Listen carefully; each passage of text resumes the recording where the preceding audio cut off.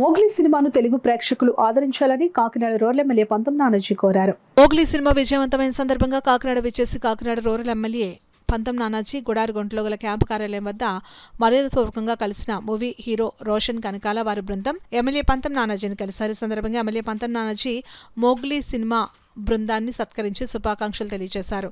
ఈ కార్యక్రమంలో కూటమి నాయకులు, పార్టీ శ్రేణులు పాల్గొన్నారు. మోగ్లీ 2025 బంపర్ హిట్ అయినటువంటి సినిమా, మన ఊరి సినిమా, మన బిడ్డ యాక్ట్ చేసినటువంటి సినిమా. రోషన్ ఇవాళ రోహన్ మన కనకాల రాజీవ్ సుమ గారి బిడ్డ. ఇది రెండో సినిమా. ఈ సినిమా స్టాండ్ అయ్యి ఇండస్ట్రీలో పెద్ద హీరో అవ్వాలని వాళ్ళ తాతగారు, అలాగే ఒక పక్కన వాళ్ళ తాతగారు, ఒక తాతగారేమో మంచి యాక్టర్, ఒక తాతగారేమో రాజకీయ నాయకుడు. మా అందరికీ చాలా గౌరవనీయమైన రాజకీయ నాయకుడు. ఎమ్మెల్యేగా 1-2 సార్లు పరిచయం చేశారు మన యానం నుంచి. అట్లాగే సినిమాలు కూడా ఇట్టే ఇండస్ట్రీలో ఇవాళ యువ హీరోల యొక్క కొరత ఉంది. ఆ కొరత మన రోహన్ తీర్చాలని.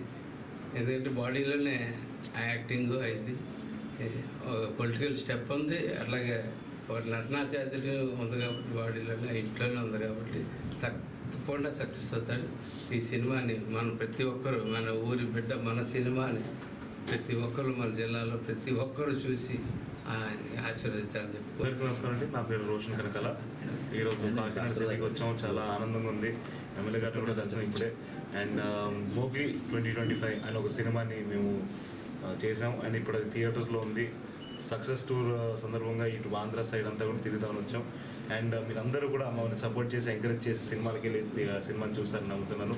99 రూపాయల టికెట్ మన సింగిల్ స్క్రీన్లో, మల్టీప్లెక్స్లో 150. సో మీరు అందరు వెళ్ళి సపోర్ట్ చేయండి, మీ సపోర్ట్ మాకు కావాలి. థ్యాంక్ యూ అండి, థ్యాంక్ యూ సో మచ్.